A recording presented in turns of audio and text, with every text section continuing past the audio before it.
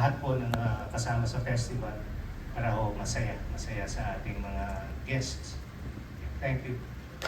Thank you very much. And up next, let's hear it from the President and CEO of Crystal Sky Entertainment, Mr. Richard Suarez. Sa kayong very special yung alam po tayong Viva Films. At saka very diverse po ang inyong lineup. We have Asian, Indonesian, Cambodian, Japanese, USA, and Filipino films. Very diverse po yung lineup ngayon. I hope you enjoyed Sinisindak, ang ikalimang yugto. We're very excited for Sinisindak, ikalimang yugto. And this time, I invite our executives to kindly stand up for a photo op before the signing. Thank you. Closer to each other, please. Thank you very much. Please face center. In 3, 2, 1. One more. 3, 2, 1. This time a little to your right, please. Thank you very much. In 3, 2, 1. Lastly, a little to your left, please. Thank you very much. In 3, 2, 1. Thank you. Thank you to our executives. You may now take your seats. 4, 3, 2, 1. The signing is now underway. Thank you, Director Ronnie S. Benaid.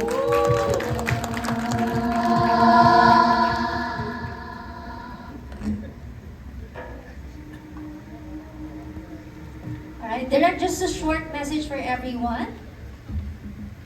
Hello po, good afternoon po. Maraming salamat at napaunlakan niyo po yung aming invitation for today's event. Tulungan niyo po kami to spread the word na magkakaroon po ng takutan ngayong Halloween season sa SM Cinemas. Thank you po.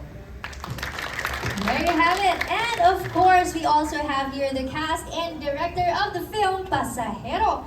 We have Danny Z, Kian Johnson, Rafa Sigyon Reyna, Andre Iliana, Yumi Garcia, Ms. Katia Santos, Mark Anthony Fernandez, Luis de los Reyes, Bea Binene, and of course the call director, Direk Roman Perez Jr.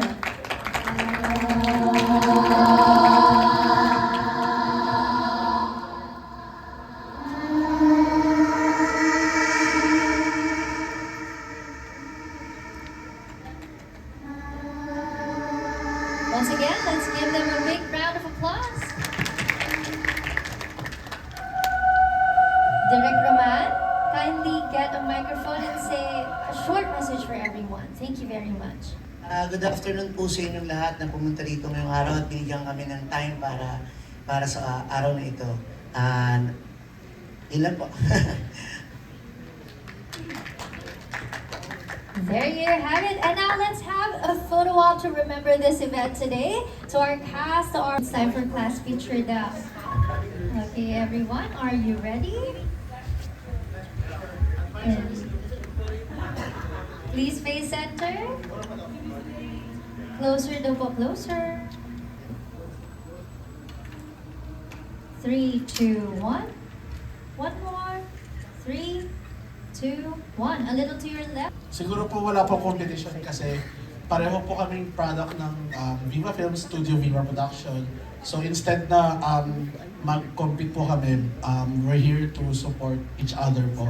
Kasi isa lang din naman yung studio na nagdala sa amin dito. So ang goal naman po namin ay makapagbigay ng entertainment at syempre malaking bonus kung panoorin yung parehong mga gawa po namin pelikula. So sa amin po wala pong competition na internal man or kung ano man po yung competition po. Go there. Thank you, Cesar. Totoo po wala namang competition. Hindi naman namin din alam na mapalad tayo na nakapasok parehas ang Studio Viva and Viva Films ngayon sa Sinisindak na sabay. Sana yearly gawin lagi, no? Pero yung tanong mo, kung competitive, yes, competitive kami sa kalaban naming pelikula na horror din na foreign, no?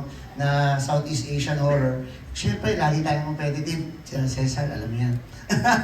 Yan. Thank you sa tanong. Hello po. Ako talaga matatakotin ako. Nagkataon lang talaga na since dumating ako sa Viva, almost all of my projects ay puro horror. At ang napapanood ko lang horror, yung ginagawa ko kasi alam ko na yung story. Pero kung sa totoong buhay mo, hindi. Kahit pilitin ko, natatakot din talaga ako. So yan. Pero hindi ako natatakot talaga na parang may multo. Parang yung thought lang kasi na nadadala mo yung emotion mo sa sinehan. So, yun po. Thank you! Talaga nanonood ng horror films with my family po kasi it's our movie night po and our way of bonding po. And our way to relieve stress din po after a week full of hard work. And matatakotin po ako but at the same time, I love watching different types of horror movies po. Thank you. Kami iba. Every Halloween sa amin fun kasi may trick or treat, tapos may mga events sa village. So, yung daughter ko, favorite niya mag-set up palagi ng mga Halloween decorations more than Christmas because alam niya na masaya pag Halloween. So, naiiba namin yung thought na kapag Halloween, shocks kila nakakatakot. Pero sa amin, pag Halloween, celebration siya. It's a get-together. It's a fun event for us. So, yun naman yung sa amin. Thank you. So, starting from Aliyah, Hello po. Elia. Nung bata po kasi, my mom po kasi she has a third eye po. Kaya po naman ako po siya. When I was younger po, bukas na bukas po siya. And there was, may nakita po ako kasi vinesit po namin yung lola ko po, yung grave po niya. And then may nakita po ako. And then he looked so real po to the point na nasundan po ako. So we had to pray po talaga. As long na prayer po talaga is such a good protection po. God din po. Ayun, si Jeffrey alam ko wala. Sabi niya kanina. Si Andrea, Ako siguro, naniniwala ako sa that yung spirit nandyan. But as a Christian kasi, I was told that if you believe in it too much, you give it life. So if they're really there, I'd rather like not mind it so that hindi siya lumakas, you know. And of course, I'm sure most of us here are Christians, or if not all, we say in Jesus' name. So, but I know they're there, you know, I feel it. next, yung mga nakakita na talaga ng multo. Pwede rin po kami nakakita, kami tatlo. Naka-feel kami. Ayun, pwede yun. Doon po dun sa area po namin, like standby area, biglang nagbukas yung door. Pero tapos, meron kasi, di ba uso sa mga matatandang bahay, yung merong, iba yung stairs ng maid. So parang service na stairs. So doon ako naka-standby. And to enter ako sa isang scene. Kasi alam ko merong malaking ilaw doon. Every time na merong malaking ilaw, meron doon nagbabantay. Tapos nakita ko meron doon lalaki na umakyat. Nakita ko lang sa peripheral ko. Umakyat siya, ganyan. Tapos biglang namatay yung ilaw in the middle of the scene. Nandun ako sa loob. Tapos sabi na, wala ba nagbabantay doon? Ay, kung meron po nagbabantay doon. Tapos biglang yung nagbabantay, hindi pa na siya nakapasok kasi nag-action na. Sabi ko, so sino yung dumaan? Tapos parang ako, hindi ko in-entertain. Tapos biglang meron akong naamoy na bulaklak, yung pangpatay. Na gano'n. Tapos sabi ko, okay, hindi ko entertain. Pero nag-gets lang ng katawan ko na meron. Tapos sabi ko, meron. Yun lang yung closest. Pero yung as in nakita ko, makipagtitigan sa akin. Sana, Kala ko rin ko late nag-register.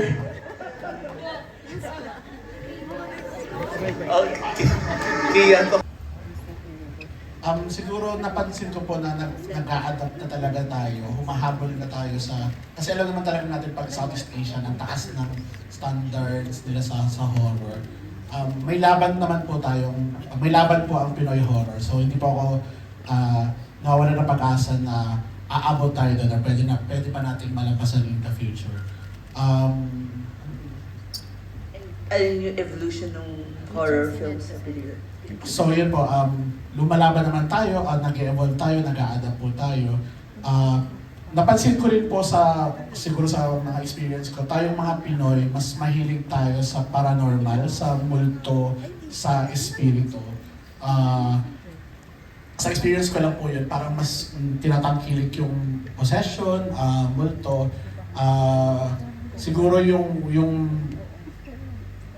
may opportunity pa tayo to develop sa mga aswang and kanto. Kasi marami pa tayong folklore creatures na hindi pa natin napapakita sa big screen. Sana yun, mabigyan yun ng chance ng mga Pinoy na mapanood din nila.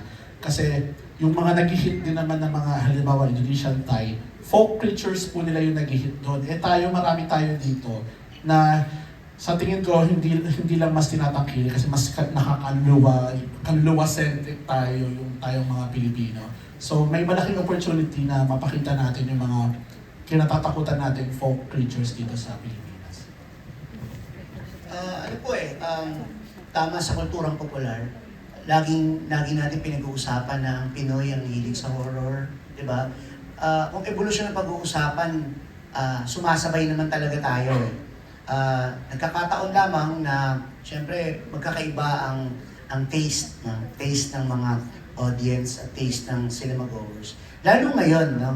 Iba na rin ang mga kabataan ngayon, iba-iba na rin yung kinatatakutan nilang mga bagay, kagaya ng sobrang bumabahang pelikula sa streaming platform kung saan man ito nagagaling. Pero siyempre, kung kompetisyon o paglaban, malakas tayo. Tama nga si Choni, no? Marami tayong kwento, no, na mas interesting sa kanila. Mas maraming matatakotin Pilipino at gustong-gusto nating tinatakot tayo ng kung sino man, no? At gustong-gusto ng mga Pilipino yun. Higit sa lahat, ang lakas kasi nung Asian Wave, no? Nung 2000 hanggang 2010, ang lakas ng Asian Wave kahit sa ibang festivals, horror ay universal language, no?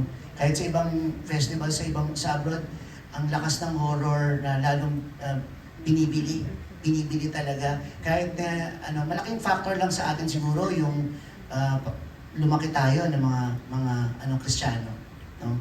Mas marami tayong kinatatakutang bagay kumpara sa ibang Southeast Asian countries, no?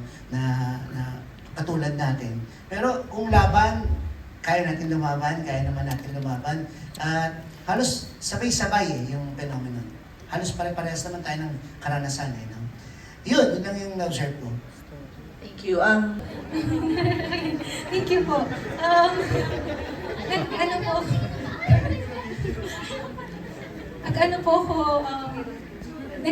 Sabi ko, sige ko close ko siya sa first time. Nung second time, nag-open siya, sabi ko, ay hindi kita sasanduhan, ayoko na, pagod na ako, gumanon pa ako, kasi ayoko matakot.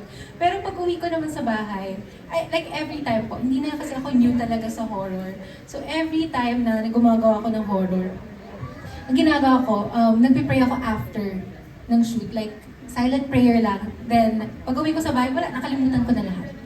And kahit yung mga real horror stories na, nakalimutan ko na rin po. Ganun.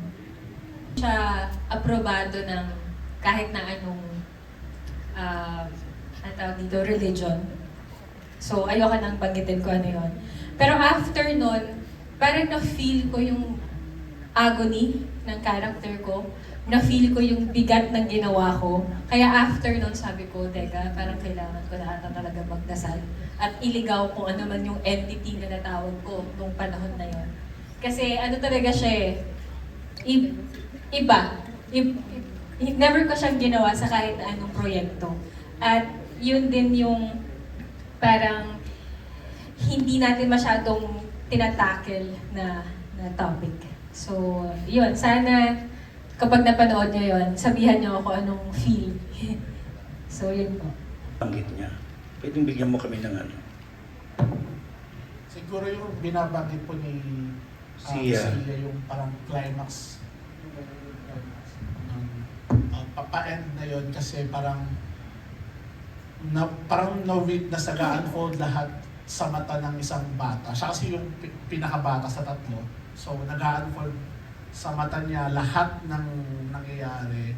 So very traumatic po talaga yun for a young girl na makita niya lahat ng, sabihin na natin may dugo, may violence, ganyan. So yun po yung tinutukoy ni Sia na exactly. Okay, thank you. Pero pang gustong sumagot? Yes, sobrang happy po. Lalo na nung nalaman natin na mababa yung presyo. No? Kasi yun naman lagi ang nakikita natin sa mga reactions kahit sa study ng FDCP. Nakita nila na, last time, diniscuss ko to last time, na middle class and upper middle class ang nanonood na lang ng sine. So ngayon, ito pwedeng manood ang nanonood sa cinema talaga, na masa.